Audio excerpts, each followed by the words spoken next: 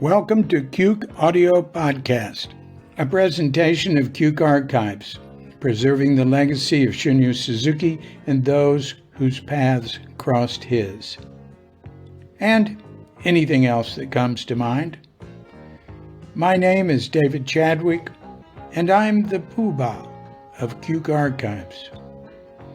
I'm speaking to you from Sanur with Doggett Bandita and Feline Cuchita at my side.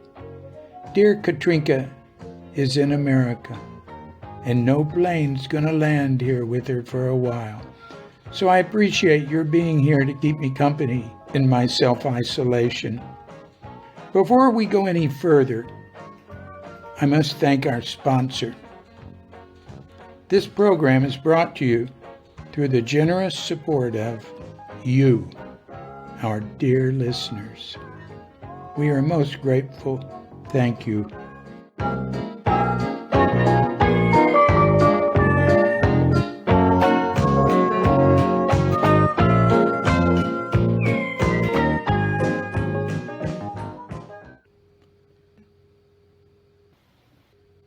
May all beings be happy. May all beings be healthy. May all beings be free from harm. May all beings love life. May all beings awaken.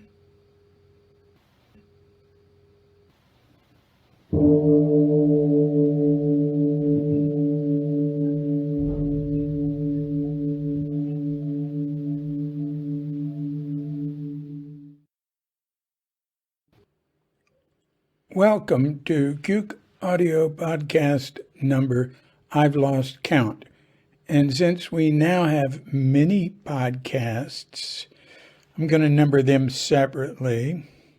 And a few days ago, a longer one that was just a chat with Paul Shippee, former Suzuki and Trumpa student, and quite interesting guy. And there's going to be another chat going up this week, too, with Edward Brown, author of the Tassahara Bread Book, and much more. Zen teacher. So I think we'll have more chats that stand on their own, and they'll have their own order. So let's call this Chapter 4 of Crooked Cucumber. And it is the 7th in that core series, which goes up on Tuesdays. And they're all Crooked Cucumber, except for the first one, May All Beings Be Happy, which was sort of an introduction to Cuke Audio, Cuke Archives. So now we have the table of contents, which will be followed at 5 minutes and 52 seconds by pause to meditate. Then at 7 minutes and 26 seconds. We'll have life in Bali with virus and accident reports and some discussion with Paul Shippee again, because he was here 7 years ago or so. Next is Dear Dave at 45 minutes and 3 seconds. Then at 52 minutes and 10 seconds. Chapter 4 of Crooked Cucumber, Great Root Monasteries, which leads into the dramatic finale at 1 hour and 36 minutes exactly. And the podcast vanishes into nothingness at 1 hour, 39 minutes, and 4 seconds. There won't be any comments on Chapter 4 in this podcast. They're too long. So they will be put up as a separate podcast on Thursday, if all goes according to plan. And then on Saturday, there will be a chat with Edward Brown. And on Wednesday and Friday, there will be mini podcasts.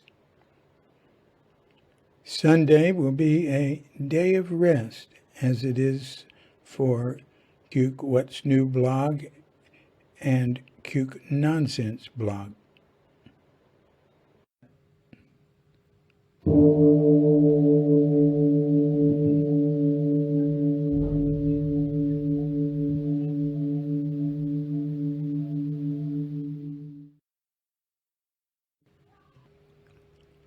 So before we get going any further, let's pause to meditate. So all you have to do, when the bell rings, hit pause, and we can meditate together. You can meditate as long as you want, any way you want, any type of meditation, anything you want. When you're finished, unpause, and we'll hit a bell to end meditation. We will all have meditated together. And then we'll move on to the next item in the agenda for today's podcast.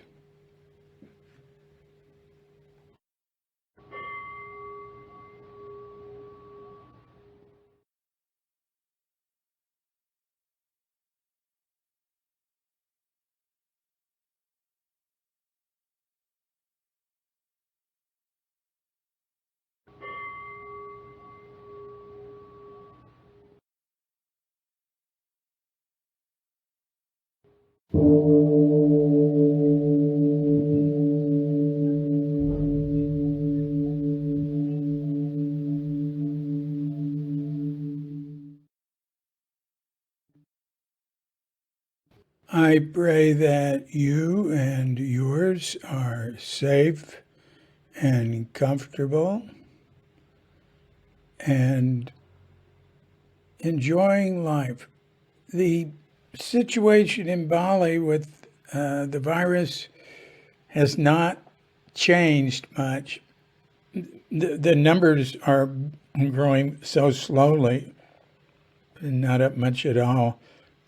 But again, as I always say, I don't trust the numbers, except what I do trust is I don't hear any bad reports. I don't hear anything about anyone having it or any hospitals or being busy or cremations, there being more cremations or burials or anything here, none of that. But the government is taking it seriously. Here, I'm going to read you.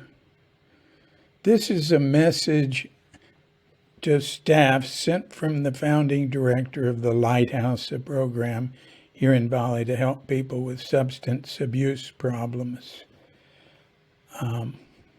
Alice and Danu, who founded and run it, are our closest friends.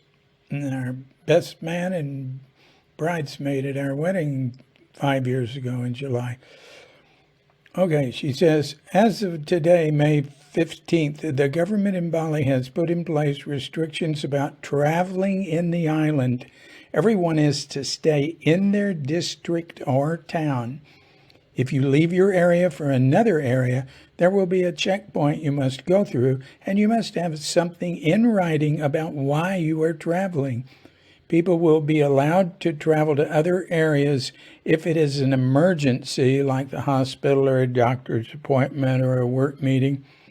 You are also asked to carry a copy of your passport and something with your local address on it, driver's license, mail you have received or something. I think all I have is a copy of the rental agreement.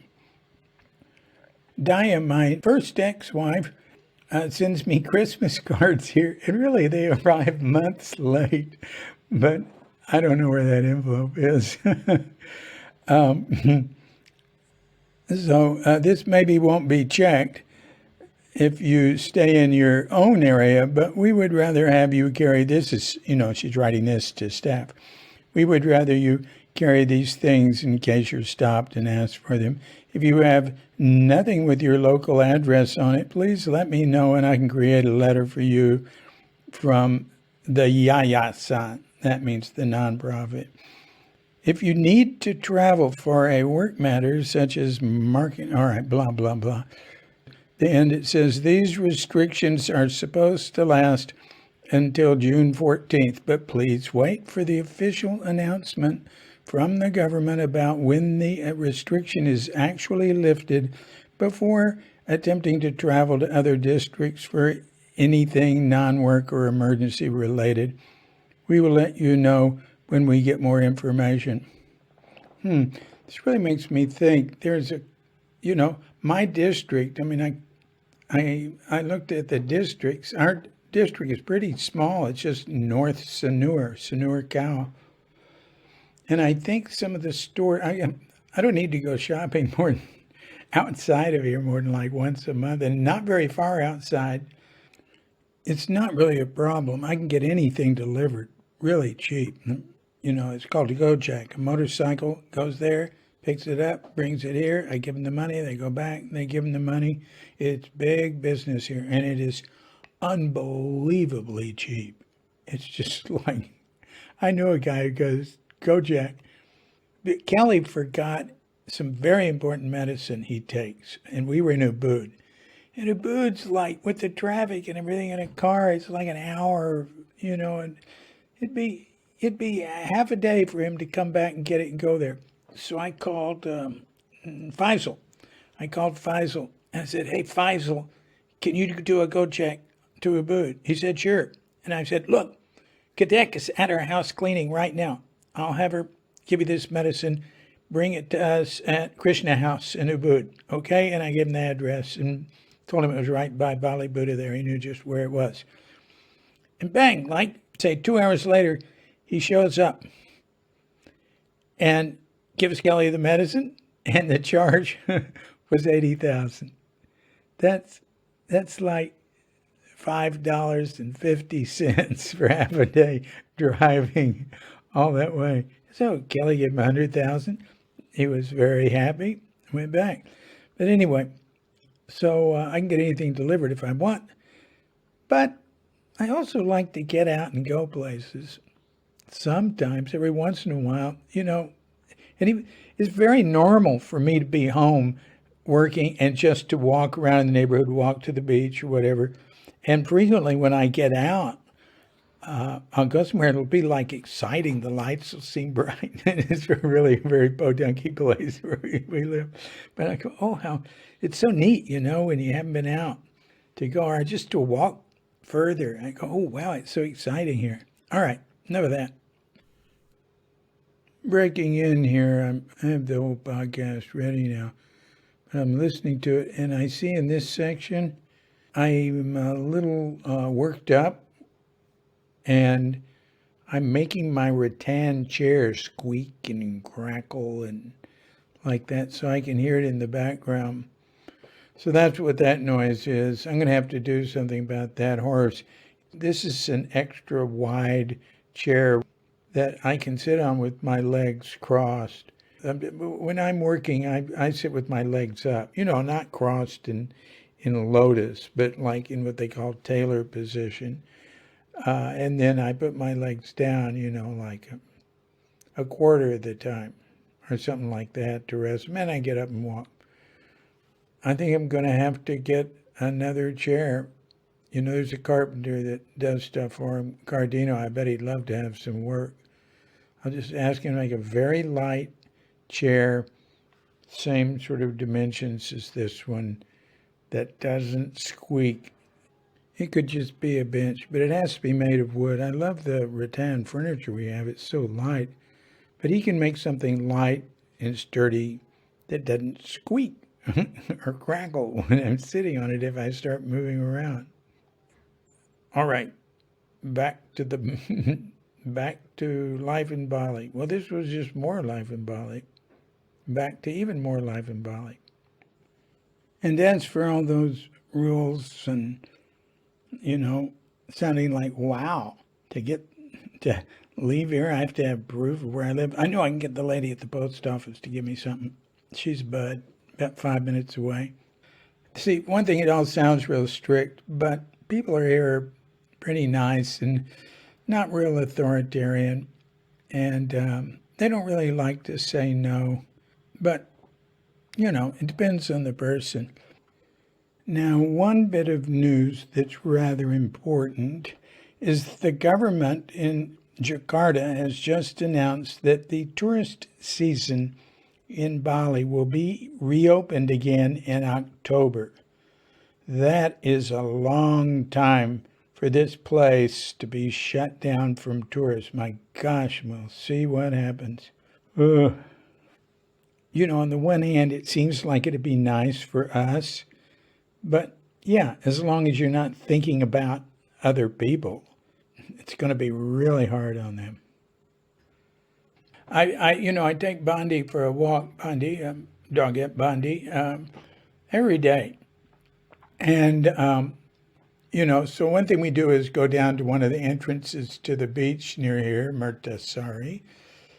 And I say hi to the guys that are guarding it. And I notice they don't always have masks on. And they're the guys that are supposed to be telling you to have masks. But they're sitting there day after day, and they're young. But near them is an entrance there's this giant field there, and it's locked from the street. You can't get in.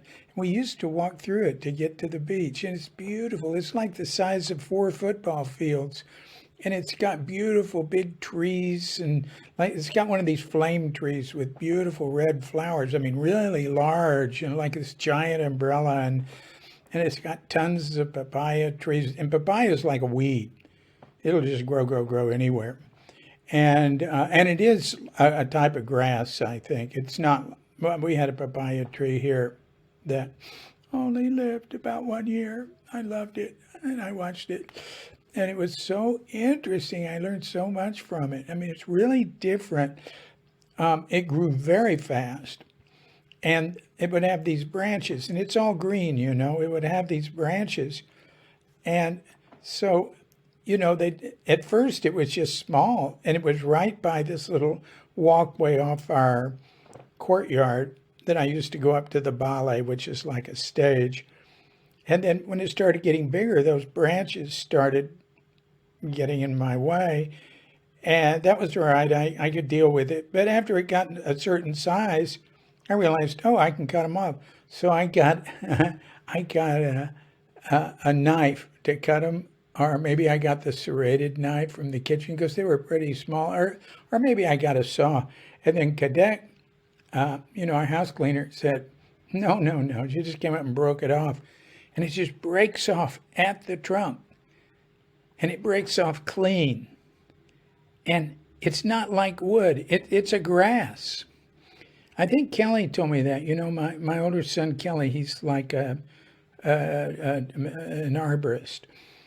And he said it's one of those wonderful plants from South America. And so is coconut. It's not like a wood tree. They're like giant plants. I mean, trees are plants too, but they're like maybe in the grass genus or something. I've never really checked on it. It doesn't help me to do stuff like that. I just forget it. So anyway, another thing about the branches is they're hollow, except where they meet the tree. They're not right where they meet the tree. They're not hollow. And you can use the really small ones. Those branches have little branchettes come off them, and you can use those as straws. And I know one restaurant I was at which had a bunch of papaya trees. They served their drinks with, papaya tree straws. You'd only want to use it once. It's so cool. It's my favorite straw. We have bamboo straws too, and I like them, but you can't just keep using them without. You need a pipe cleaner to clean them out, and they get moldy. And anyway, I don't need straws. You know what I use straw for? Like if I spill a little almond cashew milk, we make almond cashew milk here. If I spill a little on the counter, and everything's always clean here, I do not want to waste any. I'll get a straw and suck it up. But sometimes it'll go, ugh, and the straw will be like moldy on the inside. So I'm really not into straws. And, straws are a big sort of environmental thing here. There's been a big turnaround since we came 6.5 years ago in the use of plastic straws. More and more, any place that serves foreigners has to get rid of plastic straws because we go, no straw. Tampa pipette. That means without a straw. I want my drink. Tampa pipette. Tampa gula without sugar, which is foreign to them. Not all. Our the visa agent, Made, he's a vegan who doesn't eat sugar and adopts children to take care of them. He's the nicest guy. Luar biasa, unusual, out of the ordinary. So I was telling you the guys didn't have masks on there necessarily, or some of them might not. But last night when I was walking Bondi, I went by the Banjar, which is the neighborhood meeting place headquarters, and there was a group of fairly young people inside. They were sort of behind partitions, but I walked in a little to take a look, sitting in a circle, maybe 15 of them, and nobody had a mask on. They were all sitting right next to each other in a circle. And so the government makes these rules, and people here aren't anti-establishment in America. They're not angry and out protesting. They just don't necessarily pay attention. Okay, so that's the end of the virus report. Now it's time for an accident report. And I could give you 3 in 1 because there's 1, 2, 3. Yeah, there's 3 that are related. So the first one happened, I don't know, sometime last fall, like maybe September, right? I did something you're told never, ever to do, and that is to put something smaller than your elbow in your ear, which I remember my dear buddy Ward Rusko saying to me in high school. And he said it to me again when he was visiting us in Fort Worth, when I was in Fort Worth in 2013, last year I was there, the year my mother died. And he was very close with my mother. He practically lived with us. And he had a bed in the house. And he said that, he told me that. And I said, Ward, you taught me that when we were in high school. I think he was a little embarrassed to hear it, like he was still saying it. But it's a good point. However, so I was scratching. Well, one thing is, I went through using Q-tips on my ears. Oh, God, it would be so good. They'd itch and go, But unless you've got a really good type of Q-tip, every once in a while you lose some cotton. So I went to an ear doctor. And because Katrinka said I needed a hearing aid, and she said, I said, well, my wife thinks I need a hearing aid. She said, well, we're having a conversation right now. You don't seem to have any trouble hearing. I said, yeah, when you get older, you miss consonants, or I do. I have trouble with consonants. And, oh, God, you know what happens is some people who will not be named, then when you say, what was that? They say it louder. And they get like, ouch, that hurts. It's not volume I need, it's the consonant. And she, she just shrugged it off. And she said, well, let me look in your ears. And listen, she found cotton embedded in both my ears. And she said, don't do that. Don't use Q-tips. Never. Q-tips should not be used in your ears. They know it, but they make a lot of money because people do that. It even says on the boxes, don't use them in your ears. Where I remember seeing a lot of Q-tips. The most Q-tips I've ever seen used is in recording studios back when there was tape, because it would be used, you get alcohol, I can't remember exactly what. I think it was just alcohol, and clean the tape with? Where? Oh no, you wouldn't clean the tape. You'd clean the tape heads, the tape recorder heads. Yeah, I had to do it at home. Cleaning. You did it on your little tiny one. You really needed to keep them clean because there's a buildup from the tape. And they'd use really good, high quality Q-tips. And I was involved with a, top of the line studio, man. Top of the line Q-tips there. All right. So anyway, so I stopped. I stopped using Q-tips in my ears. I really did. I have not done it since. And but I used my glasses because they have a pretty good in. And then I was in bed next to Katrinka, and something happened. Like somebody bumped me. I really don't know. I don't know. It could have been me, like an involuntary movement, because I'm a little shaky. That's another thing. She wants me tested for Parkinson's. Well, we did that over 10 years ago, and he said, no, you don't have Parkinson's. My mother shook. And I don't shake worse than I did then necessarily. I go through periods. Like I can carry a cup now that's really full of a hot drink and walk through the house with it. But sometimes I can't. Using both hands is good. Then put my elbows next to my body. All right. So anyway, I was scratching my ear, and then bang, something happened. And there was like an explosion. I think there was probably an explosion there in the audio too. There was an explosion in my ear. Oh, and I knew immediately something bad had happened there. And I immediately wondered, am I going to go deaf in that ear? And I heard Ward saying, never put anything small in your elbow, in your ear. And then clear liquid. Well, I didn't know it was clear liquid. Something started dripping out of my ear. And I put my hand on it, and it was clear liquid. It was doing that till the next morning. And of course, I went to see an ear doctor.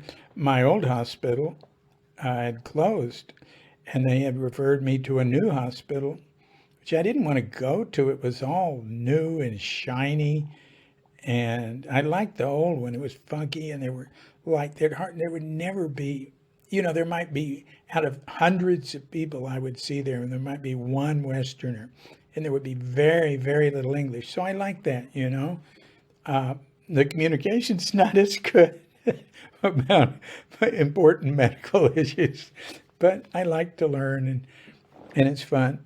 So and I got laser surgery there on an eye for a dislocated retina, and it worked just fine. Well, I'll tell you that. That's another accident story. Although it's not an accident, it's a sort of accident, but nothing I did. Well, nothing I did that I know of. So I went there, and there's three ear doctors there. It's funny because I have a heart doctor there too. There's one heart doctor, but there's three ear doctors because they get a lot of kids and people.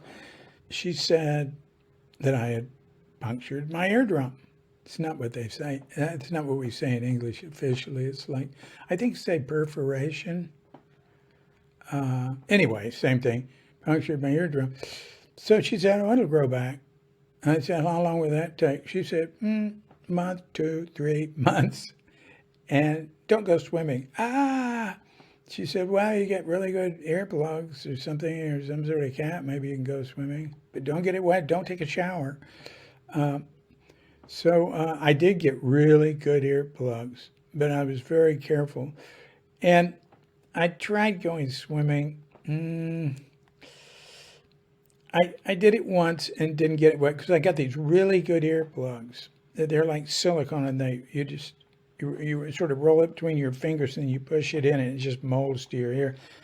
And I went to a diving place and got a diving cap, or more like a diving hood. It comes completely over your head. Let's see, when it got my neck too.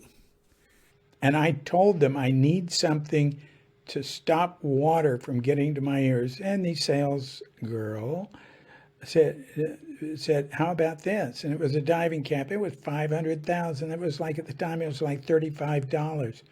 Well, I get it. And Sarah, who's a diving guru, says, I told her, well, I tried it, but I guess water came in under or something. I got wet. She said, no, diving caps and diving, the whole body, what do they call wetsuits?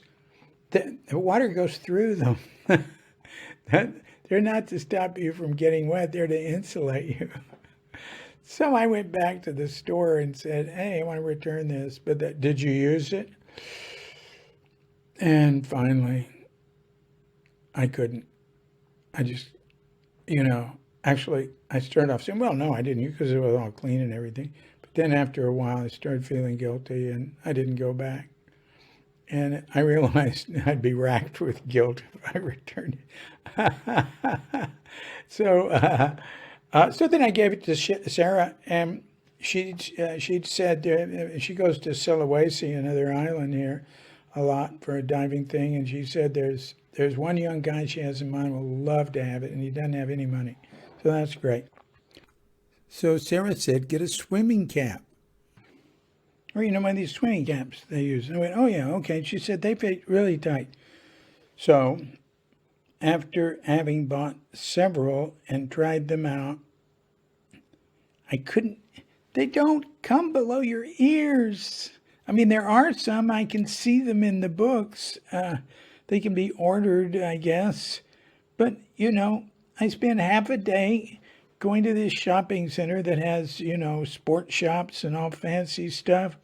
And every one of them was just this, it was, they have to have flaps in a sense to come back over your ears. They have to be shorter in front for your forehead and then come down somewhat, but they didn't. So I tried pulling it down, like at an angle, tried pulling it way back, and I just couldn't do it. When I went swimming, I tried it up north. We were up north, and I went swimming way out in the ocean and came back, and I had my earplugs, and I had that. My ear got wet, and then it got infected, and then I had to go see the ear doctor again, and I gave up, because I had to start all over again.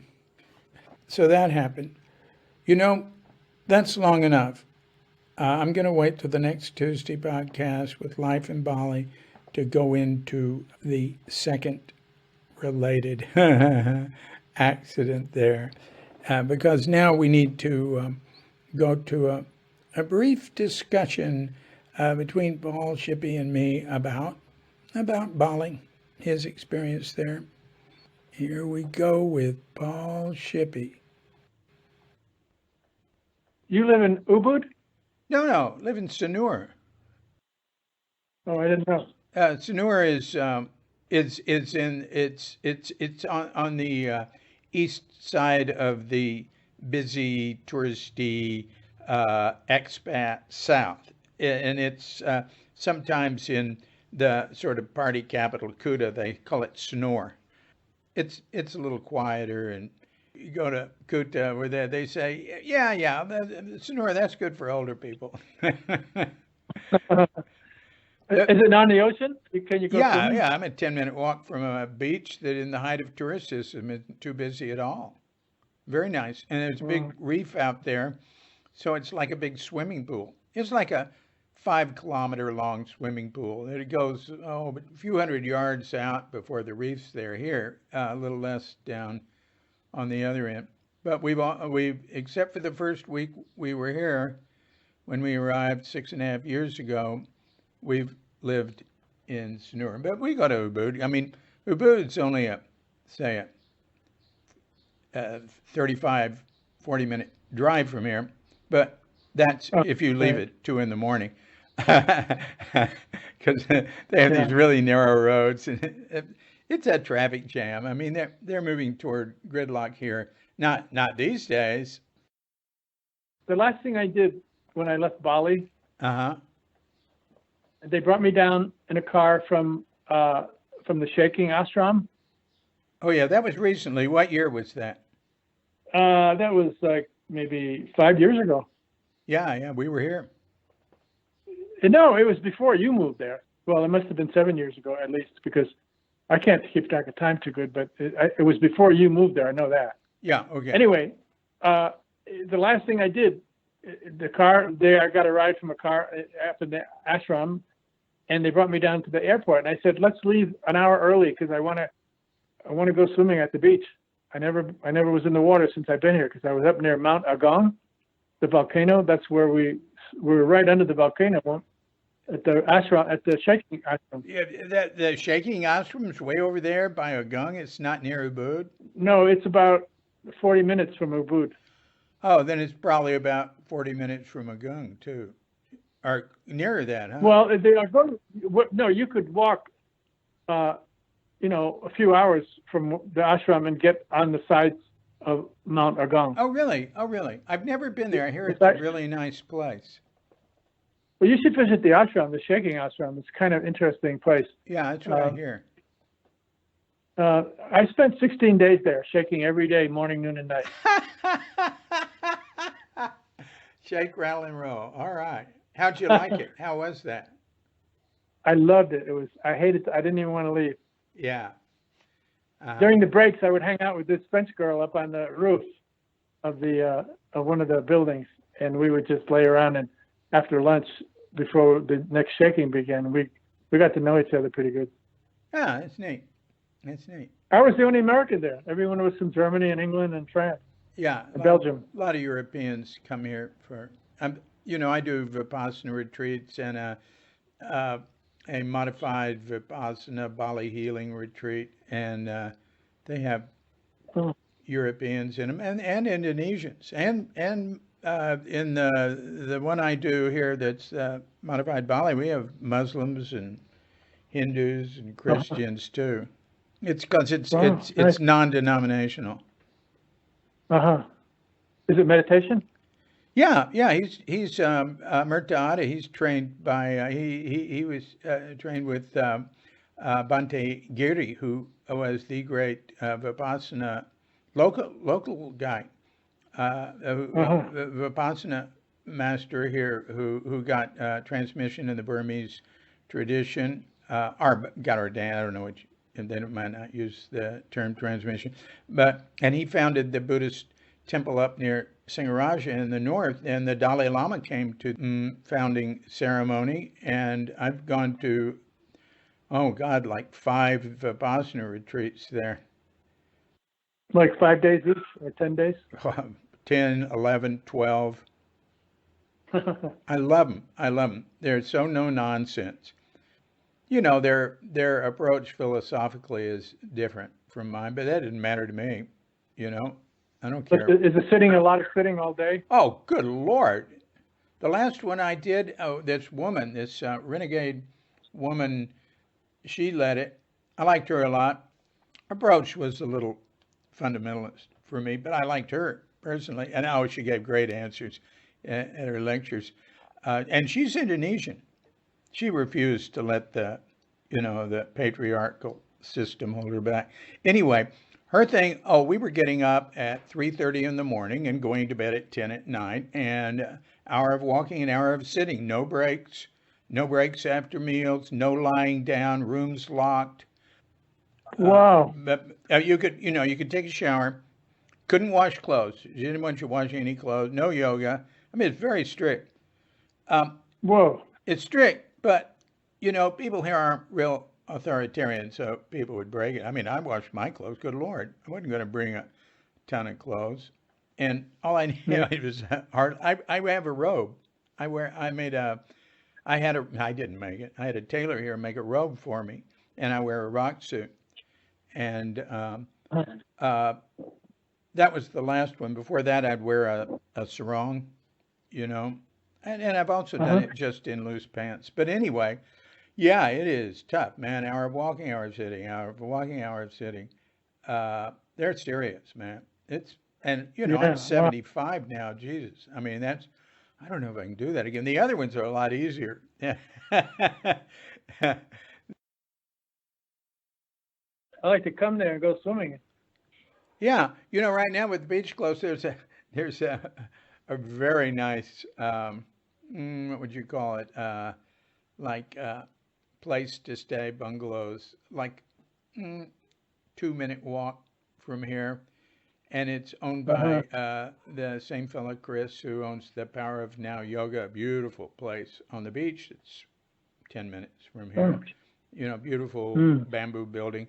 Anyway, the Colonial House, spelled with a K, which is right down the street, has it has a limited number of very nice rooms and two really nice swimming pools. One of them is salt water, and one of them is so little chlorine you can't tell there's anything in it.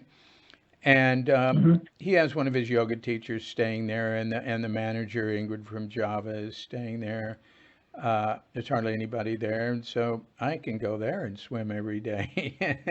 And then Uh-huh. also Ingrid will feed me, and they're making food and giving it away to people. I'm getting food to give away to. Uh, Bali's economy is 80% uh, tourists and expats. Oh, way Uh, down, huh? way down.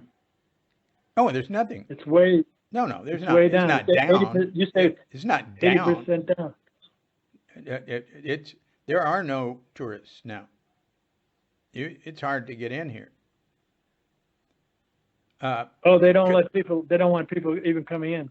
no, they're not letting people fly in here. No way. Oh, really? Katrinka's in America, and she's got a residential visa. She can't come in now. In Oh, June, in June, she's got a flight scheduled in June. I tell her, don't be in a hurry to come back. You can't do anything here. And where she is, it's really nice on the Oregon coast in a little village with her grandkids and son and his wife. And walk to the wow. ocean, the woods, Oh, nice. beautiful parks every day. There's no virus there, but they're maintaining their separation. You're going to stay there? I have no plan to leave. I don't know where I'd go. I can't afford to live anywhere else. I could go to Yeah, India and live cheaper than here, but right. this isn't like India. India, I love India, but it's an ordeal. This place is nice. So at that point, Paul and I veered off back into his story, his Waiseki Mind story. That was just a little aside in our conversation. I thought I'd throw in here. I want to mention the names of the two gurus we talked about.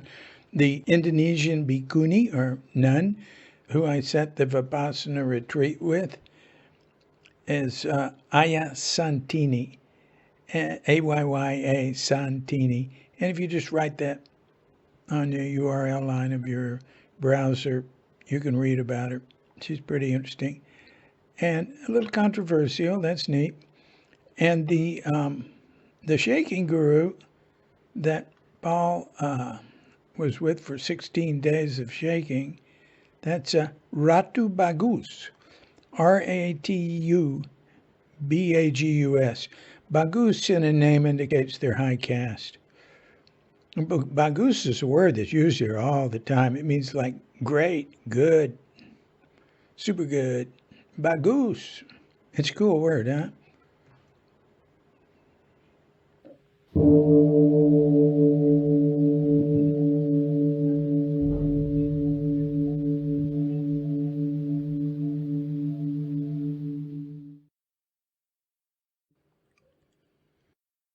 And now it's time for Dear Dave.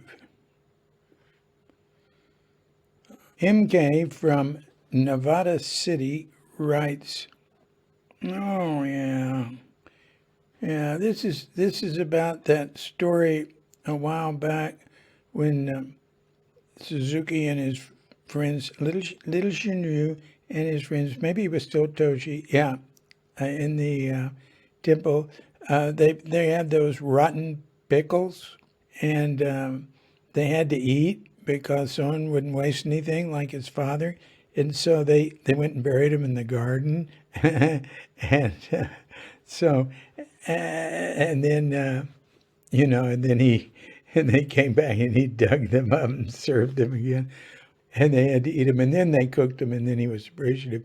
But at the point where they put him in the garden, and I said they were all proud and happy about their prank. And then I questioned the use of the word prank.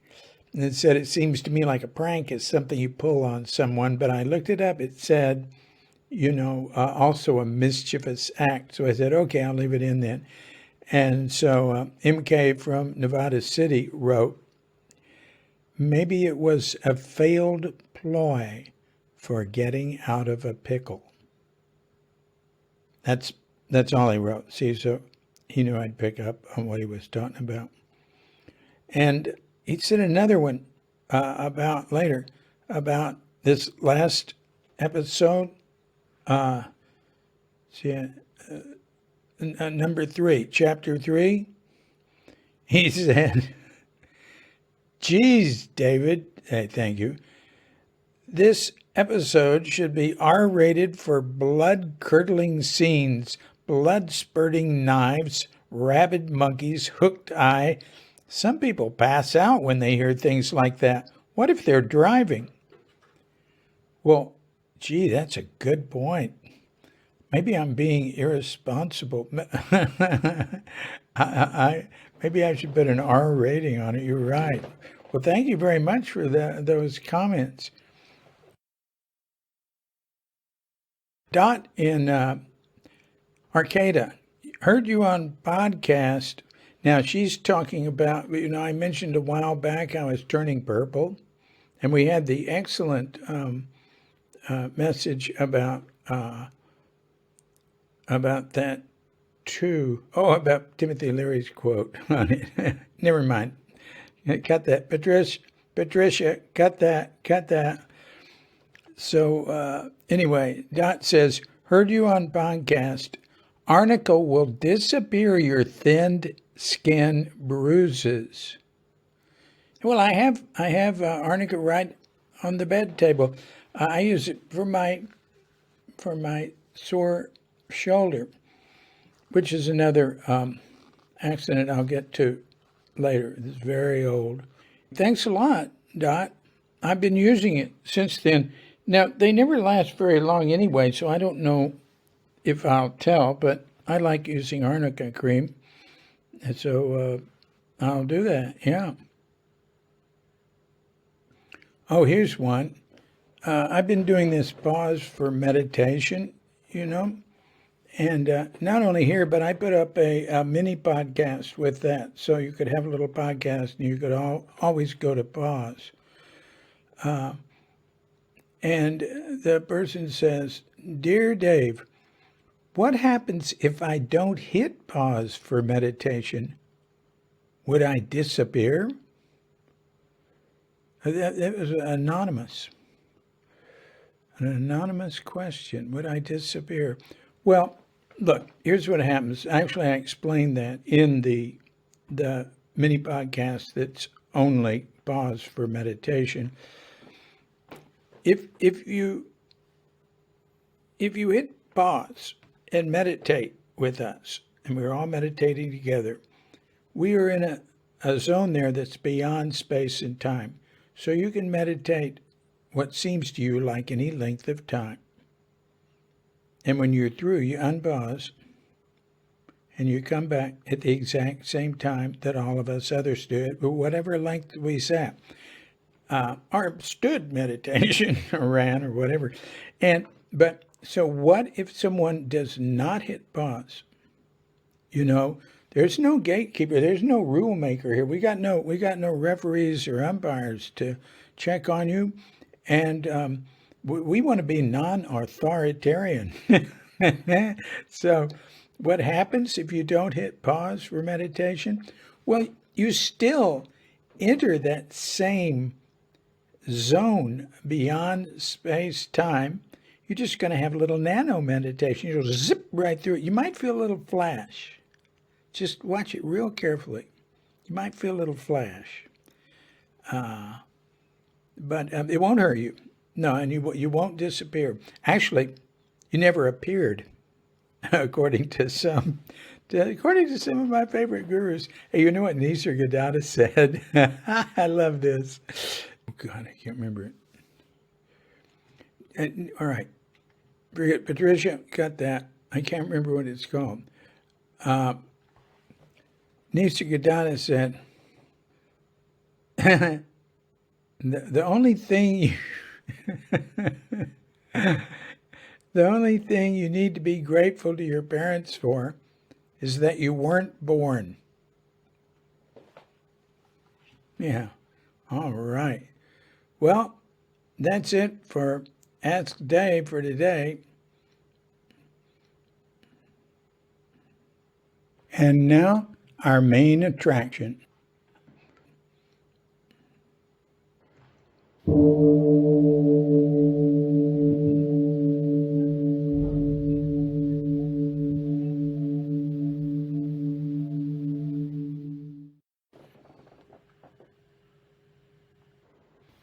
Crooked Cucumber, The Life and Zen Teaching of Shunryu Suzuki.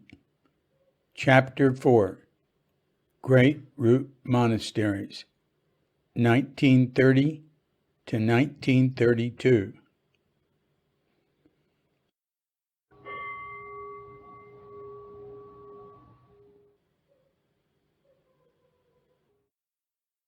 One falling leaf is not just one leaf. It means the whole autumn.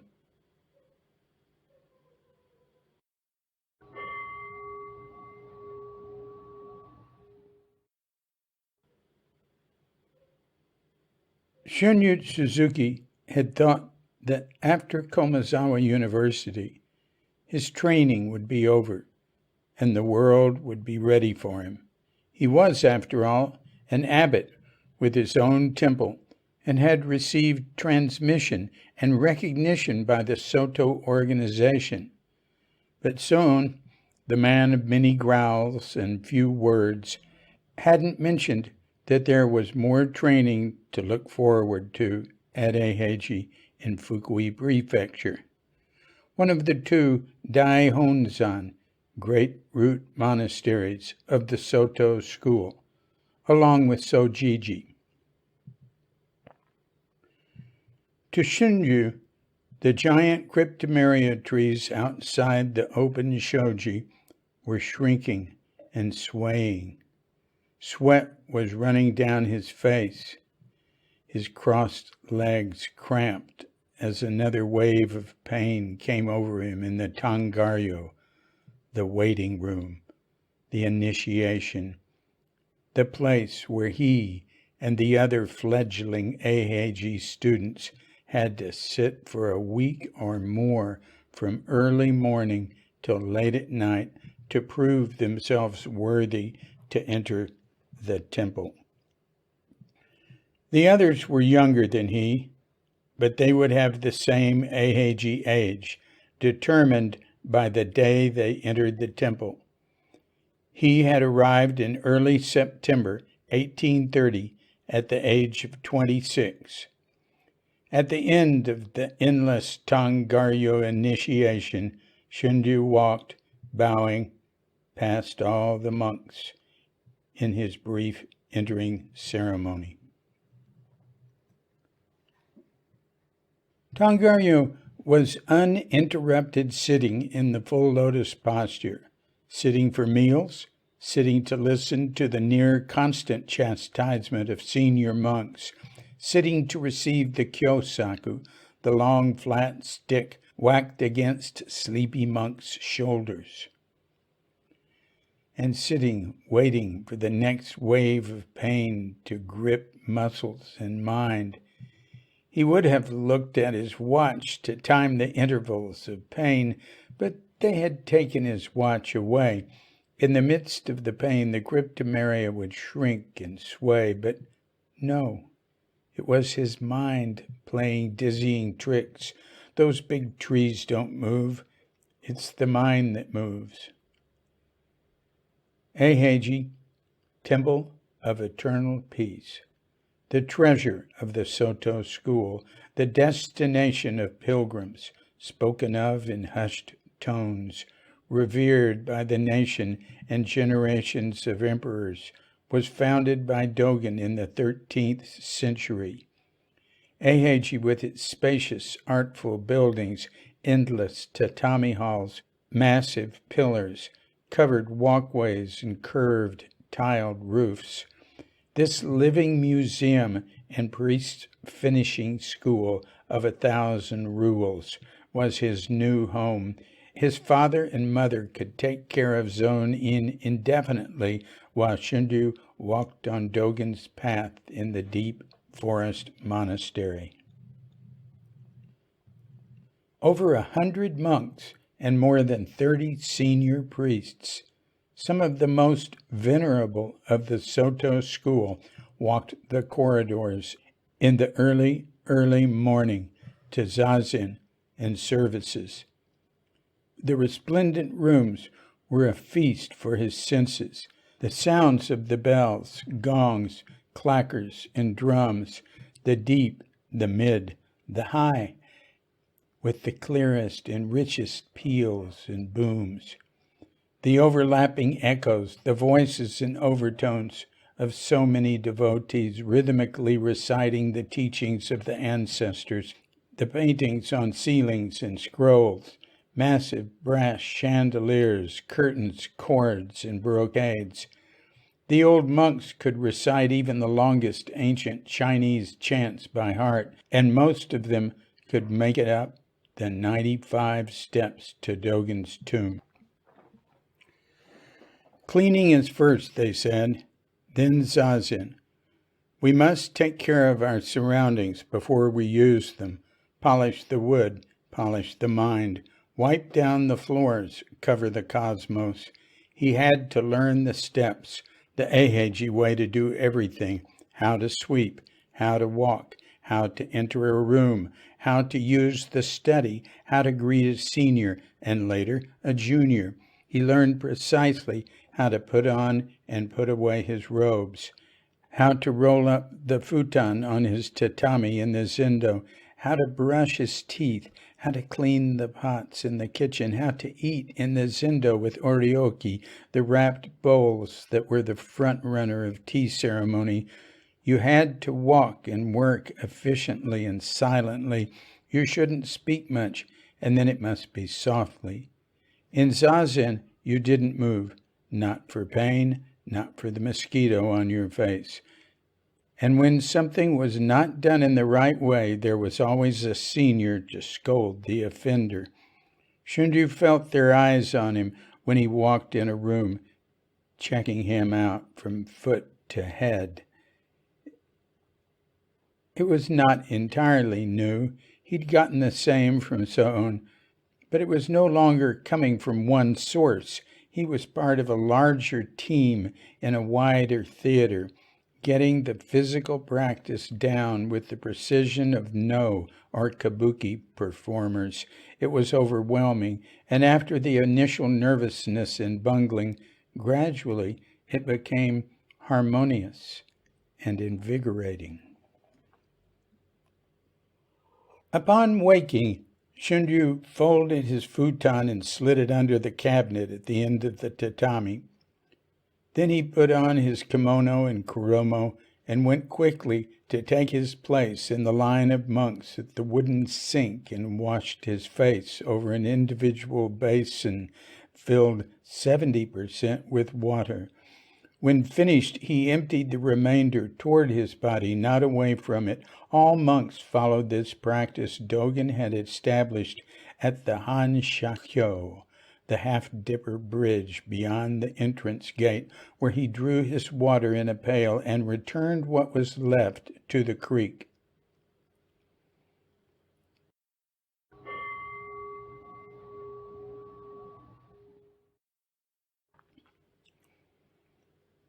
You may think it doesn't make sense to return the water to the river. This kind of practice is beyond our thinking. When we feel the beauty of the river, we intuitively do it this way. That is our nature.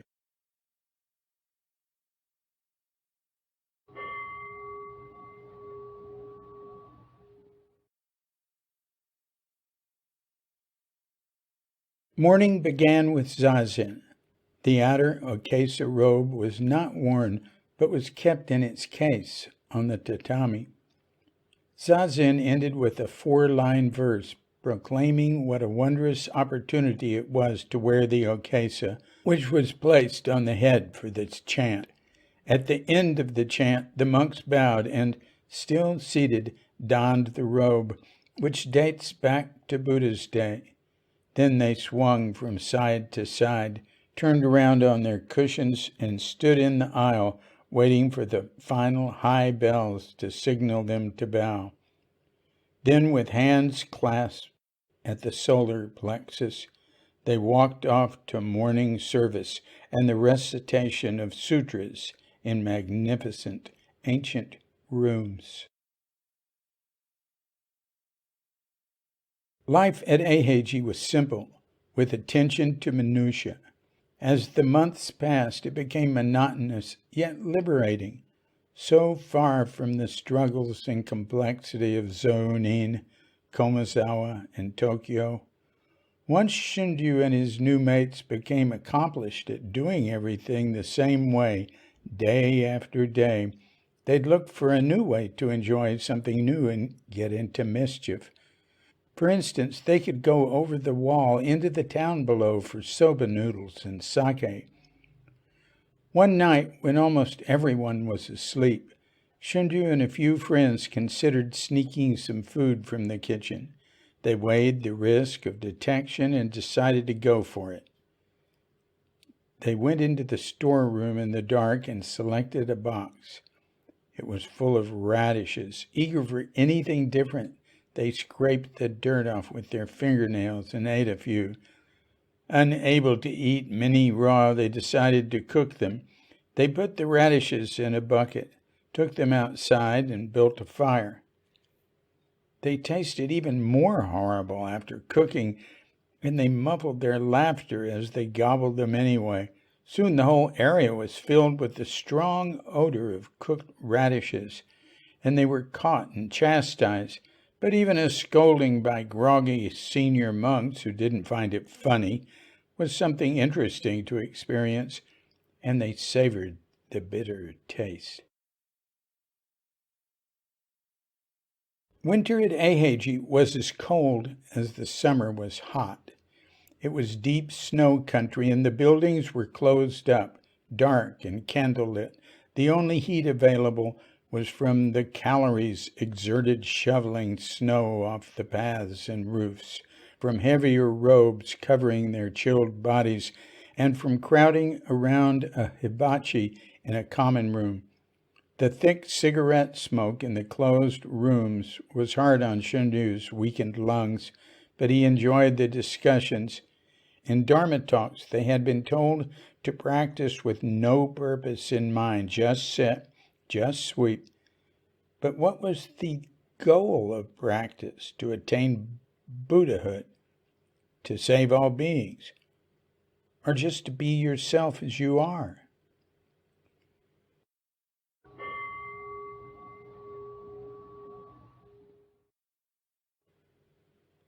The idea cannot be the reality, but is practice the bridge from idea to reality? We had this kind of discussion, but according to Dogen, practice is just practice Buddha. A bridge is just bridge Buddha. Reality is just reality Buddha.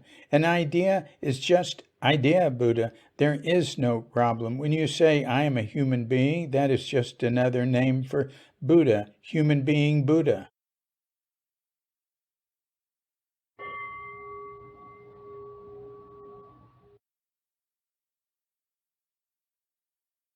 The abbot of Eiheiji and archbishop of the Soto school was an old priest named Gempo Kitano Roshi. Shunryu regarded Kitano with great respect for his sense of decorum and because he'd been abroad. Kitano had been the head of Soto Zen in Korea for a number of years and had been one of the founders of Zen Shuji, the Zen temple in Los Angeles. One day in a Dharma talk, Kitano spoke to the monks about smoking, which most of them did. He didn't tell them not to smoke, but described his own experience with tobacco. In his youth, he had loved smoking. Once, when he was out alone on Takuhatsu, a begging trip, he was walking over the Hakone Pass. At the top, he stopped in the mist to sit on a rock. He lit a cigarette and found it immensely enjoyable to smoke and look down at the town below through the mist and the wisps of smoke. He particularly liked to smoke in damp weather and was so struck by the taste of tobacco at that moment that he examined his desire directly and decided that it was a perfect moment for his last cigarette. And it was.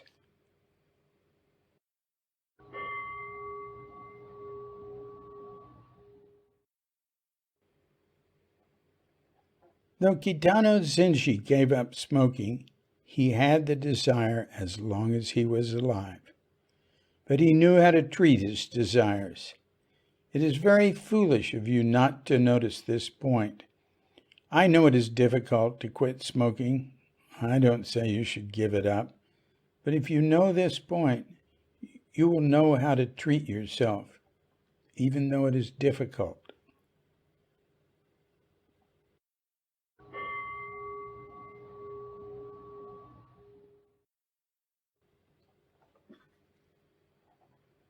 As abbot of Eiheiji, Kitano was grandfather to all Soto Zen priests.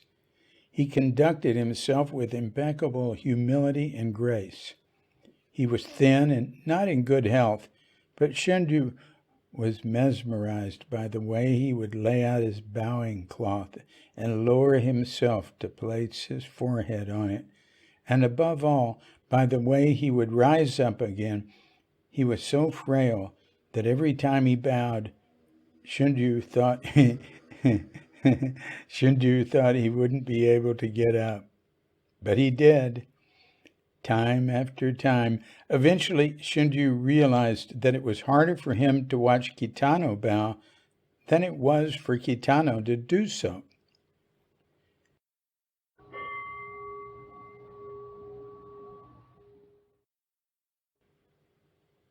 He looked almost like a sick person on the verge of dying. He stood up with joy, but actually it was a terrible effort for him. It was such very strong, fresh activity. It was not just formality. He was full of spirit.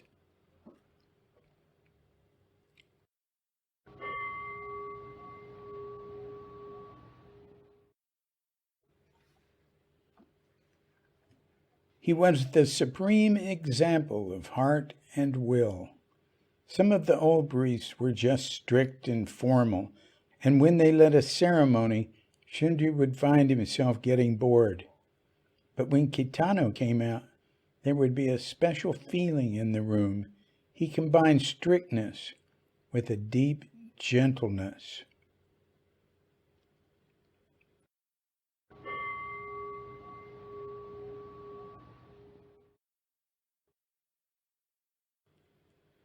Wherever you go, you will find your teacher.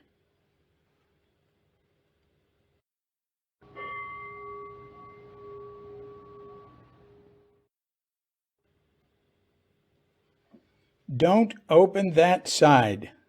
Shunryu stopped. He thought for a second, then slid the shoji door a few inches back to the center. He knew it was correct to open the right side. The elders were exacting about these things, but the command from inside was unmistakable, so Shunryu slid the left shoji open, stood up with the tray, entered and served tea and snacks to the old priest and his guest. The next evening he returned to the same place, kneeled, and placed his fingers in the indentation on the frame of the left shoji and slid it open a bit to announce his presence. "Don't open that side," came the voice from within. Shunryu was confused, but he obeyed and opened the right side. It went on like this for some days, with Shunryu not knowing which side to open. He thought about it over and over. Such a tiny thing to agonize about. But it was through just this sort of detail that the mentor priests at Eiheiji regularly put pressure on their underlings. Shunryu couldn't just ask for an explanation. He had to figure it out for himself. Then one morning, as he approached the door, he stopped for a moment to listen to the conversation. One voice, the guest's, was coming from the right. Then he realized, of course, he should open the right shoji unless there was a guest sitting there. How simple and obvious. Confidently, he slid open the left side. From then on, he knew which shoji to open by looking at the placement of slippers outside, listening to the voices within, and watching the shadows.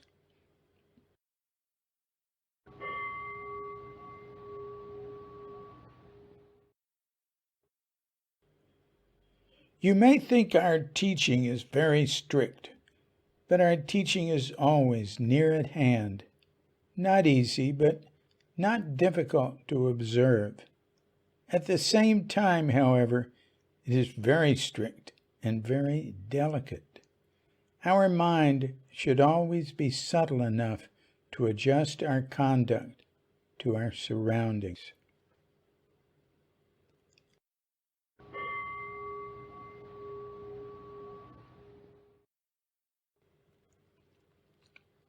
The priest whom Shunryu had been chosen to serve was Ien Kishizawa, considered to be one of the greatest Soto masters of the day. Son had arranged this connection. A disciple of the great root teacher Nishiari Bokusan, he had also studied under Nishiari's disciple Oka Sotan, and had known Son at Komazawa and at Shuzenji. He had also known Sogaku back in their younger days. He was 65 years old, 39 years older than Shunryu, and 12 years Son's senior. He was strict and particular, but not mean like Son. A highly respected Buddhist scholar, he had a cultured air about him. Like Oka, he had continued the work Nishiari had started in Dogen scholarship, and in 1919 had succeeded Oka and Kitano as the official Eiheiji lecturer on Dogen's Shobogenzo. Kishizawa saw great promise in Shunryu and kept a closed eye on him. With Kishizawa, Shunryu found he had to be alert at all times. Nothing was to be taken for granted. Kishizawa had 2 rooms separated by shoji, and Shunryu was to clean them during the morning break. There wasn't much time, so he worked as fast as he could. Kishizawa would come in and search for places Shunryu had missed. Walking around with his hands behind his back, he inspected the corners, the frames of the shoji, and below the table for dust. No good, he'd say. Rather than clean 2 rooms, do 1 room well. Light 1 corner of the world.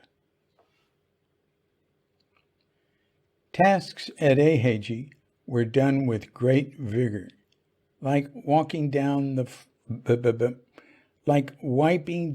floors in the morning, or bracing the temple for a storm. One day, Shunryu enlisted the assistance of 2 other monks to help him return the rain doors to their cabinet at the end of the walkway. The heavy wooden doors protect the paper shoji from the rain and wind. The 2 monks were energetically pushing 5 of them at a time down to Shunryu, and he was stacking them in the box. They were opening the building back up to the light as quickly as they could and making a racket. Kishizawa came out and stopped them. He told Shunryu to do it by himself one by one. Don't hurry. Show respect. On Shunryu's first day with Kishizawa, he had served him green tea, pouring his cup 3/4 full and preparing it as he had learned to do. Fill it up, Kishizawa had told him. So Shunryu filled his cup to the top. When Kishizawa drank it, he complained it was too weak and not hot enough. His every desire was out of the ordinary, so Shunryu made him very hot, bitter tea filled to the top, and Kishizawa was satisfied. Then Kishizawa had guests, and Shunryu set out cups for them on the tray and poured exceedingly hot,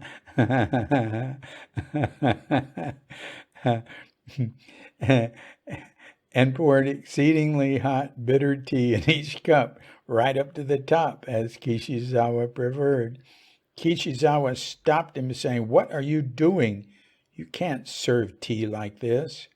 He should have known that when there were guests, he was to revert to the usual style. A mechanical approach would not do. He had to constantly be alert. Shunryu had to set out Kishizawa's robes for early morning zazen and have his tea ready. "You're late," he was told. So he got up 20 minutes before the bell, got everything done ahead of time, and was scolded again. "Don't get up so early. You disturbed my sleep. That is selfish practice. You should get up when everyone else does."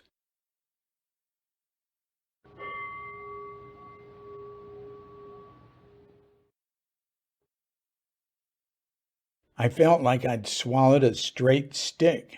I couldn't even try to be a good student. I had no answer and couldn't move. Was all I could say. I had to understand things better without any rules or prejudice. That is what selflessness means.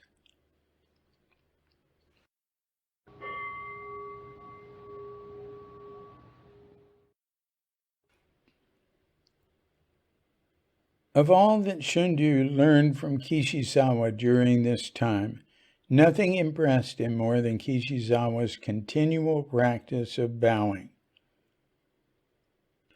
During morning service, the names of the ancestors from Shakyamuni to the famous 14th century master Keizan Zenji were recited by the monks as they spread their bowing cloths and bowed to the floor over and over. Afterward, Kishizawa would go to his room and continue the service, reciting the names of the succession of teachers right up to his own. He would bow over and over as he chanted. Sometimes when Shunryu would come to Kishizawa's room, he would just be bowing. His bowing cloth was frayed and darkened by skin oil where his forehead would touch it. Kishizawa said that Nishiari Bokusan had given him the practice of doing many prostrations to wear down his stubbornness, and he continued doing it daily out of respect for his master.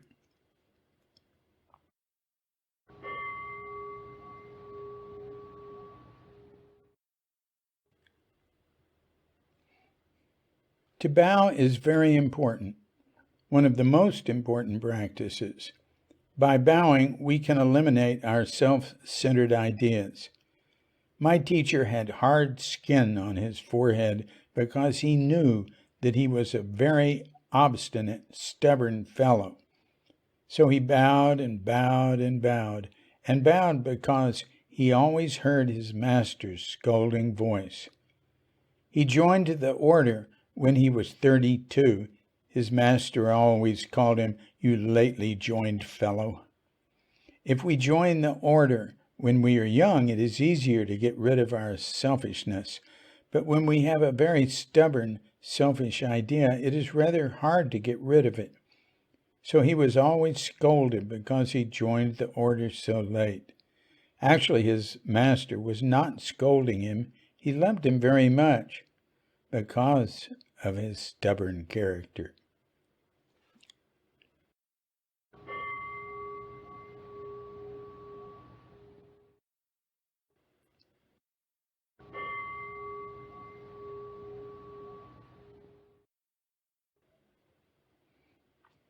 We should be very careful of half-baked enlightenment, and especially of taking pride in our enlightenment.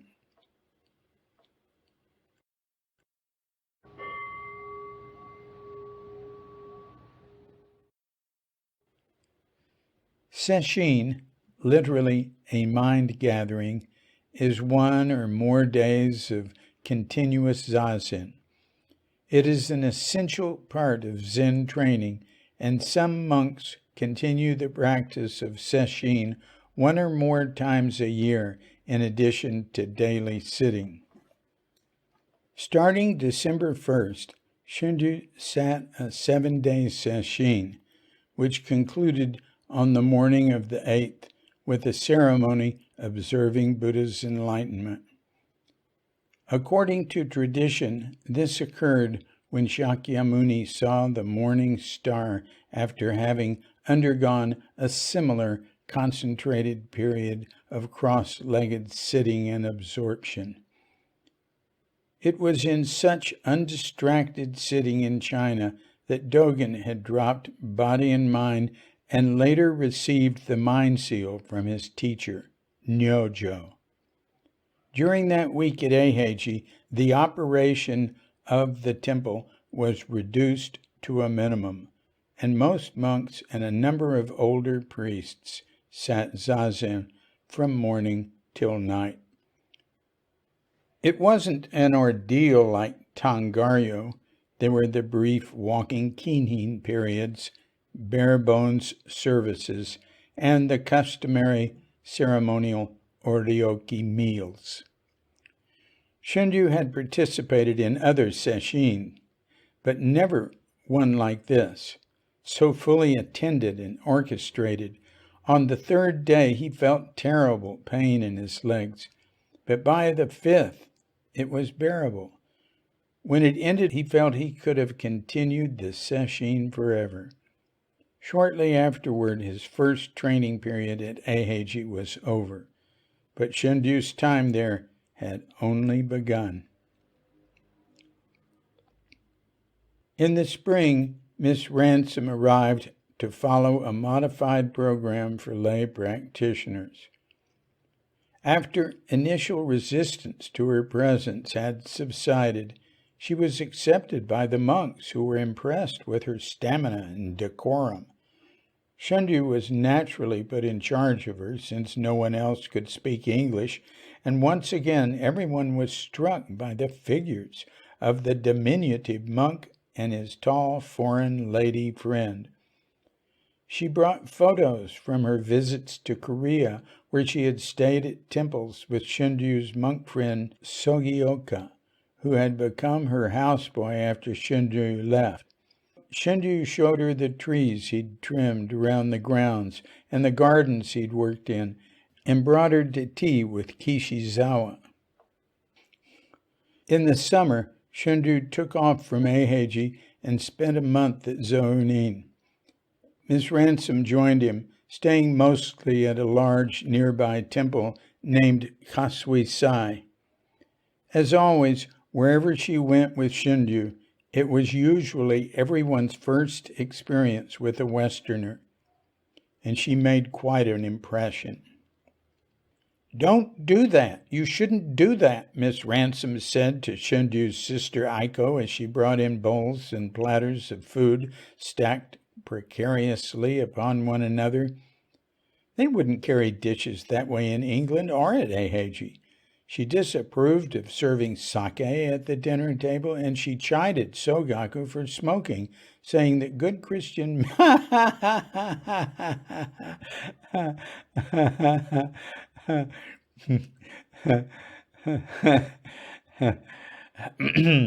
saying that good Christian ministers neither smoked nor drank.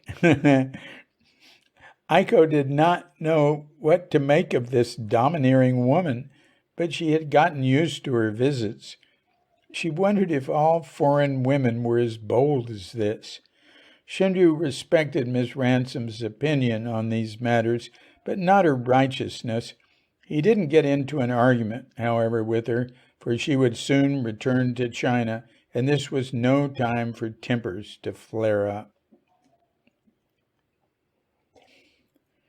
When they parted, Shunryu gave Miss Ransom a scroll, and she gave him the old mahjong set with big tiles that they had so often played with in his college days. She said she would always keep what she had learned from him of Buddhism, and she admonished him to continue his study of English. He said that her bed with the long white silk futon and her rattan sofa would remain at his temple waiting for her to return. He would miss her greatly.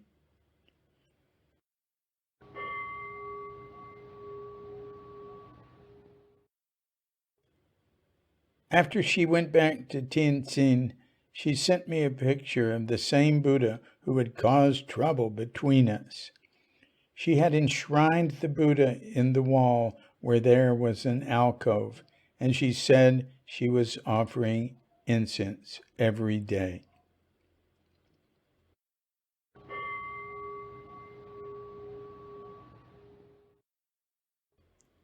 Having completed 2 practice periods, each concluding with a 7-day sesshin, Shunryu told Son he wished to continue at Eiheiji.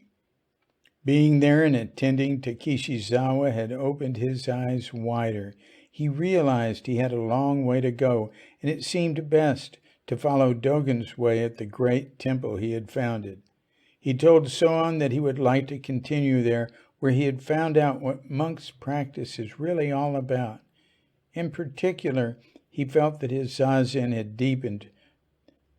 Though zazen had always been part of his practice, it hadn't been emphasized as at Eiheiji, where he sat first thing in the morning and last at night.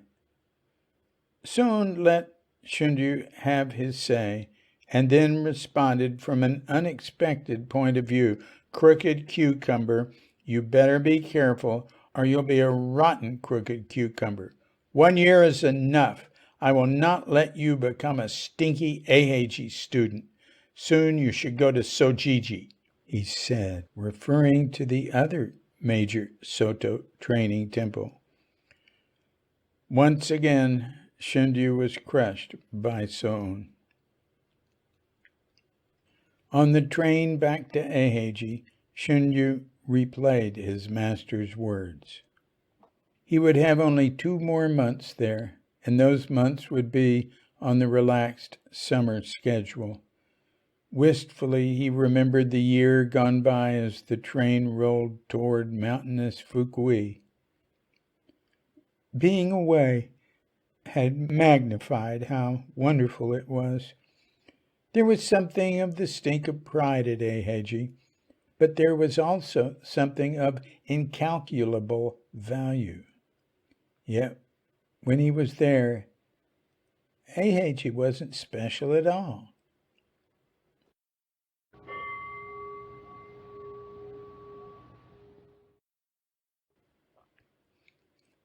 For us, monastic life was our usual life. People who came from the city were people who came from the city were unusual people. We felt, oh, some unusual people have come. It is the people outside the monastery who have a deep feeling about it. Those who are practicing actually do not feel anything. I think that is true for everything.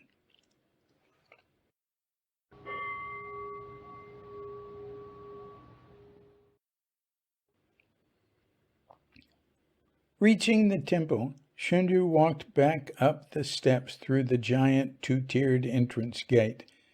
From a distance, he heard the sound of monks chanting, the colossal mokugyo being thumped, and a deep, resonating gong. He smelled the cryptomeria and was overcome with feeling. It was not just Eiheiji. It was himself he had come back to, with all beings, everything, beyond description. He broke down and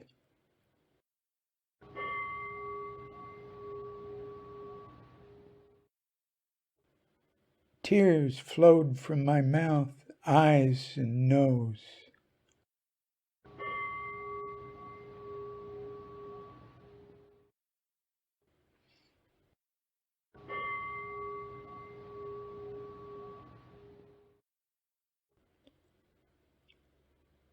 Your real practice is something that you cannot compare to something else.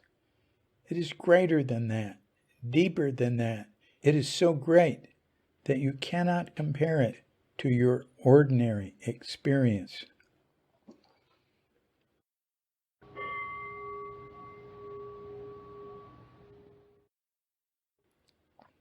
On September 17th, 1931, Shunryu took the train from Eheji to Sojiji in Yokohama, where Soun had arranged for him to continue his training. He entered Tangaryo the next day, located near the hub of Japan's growing commercialism. The atmosphere at Sojiji was softer, less lofty, and medieval than at Eheji. Whereas Dogen was said to be the father of all Soto monks, Sojiji had been founded by Keizan, who was considered their mother. It was he who had brought Soto Zen to the farmers and peasants. As a result, Soto Zen had gradually become one of the largest Buddhist sects in Japan.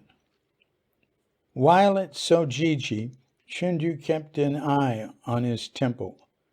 Commuting to Zounin, he oversaw the construction of two additions, the Kannon-do, or Kannon Hall, in which Avalokiteshvara, the Bodhisattva of compassion, was enshrined, and the Seppin, a meeting room for guests and practitioners. There was a dedication ceremony for the additions in March of 1932. Shunryu's close attention to the well-being of his temple contrasted with his lack of desire to be tied down to the duties of a temple priest. Soon after that, Soun showed up at Sojiji. Shunryu told him that he was content with the practice and thought he could continue living there much more easily than at Eheji because of the proximity to Zounin. He'd been there half a year and was hoping to stay for a few more years. There was no thought of going abroad. He had a fully engaging life among likewise well-educated monks, some of whom shared his sincere devotion to realizing the heart of Buddhism. After they'd been talking for 10 minutes, Soun said, "Maybe it is time for you to leave Sojiji."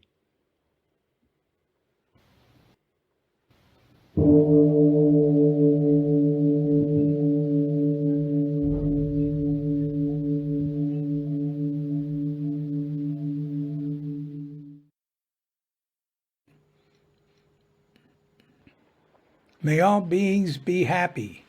May all beings be healthy. May all beings be free from harm. May all beings love life. May all beings awaken.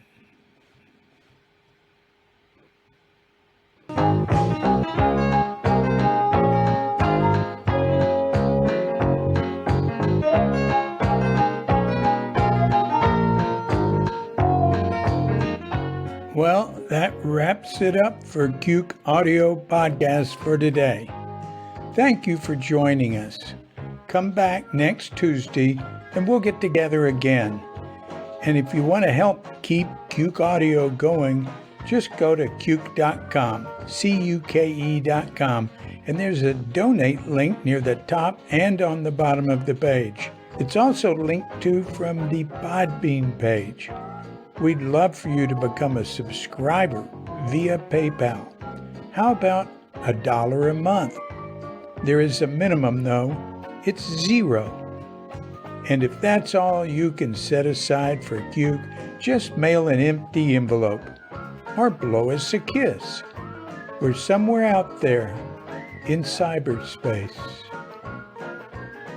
Take care of yourself and don't let that nasty virus get near you or your loved ones.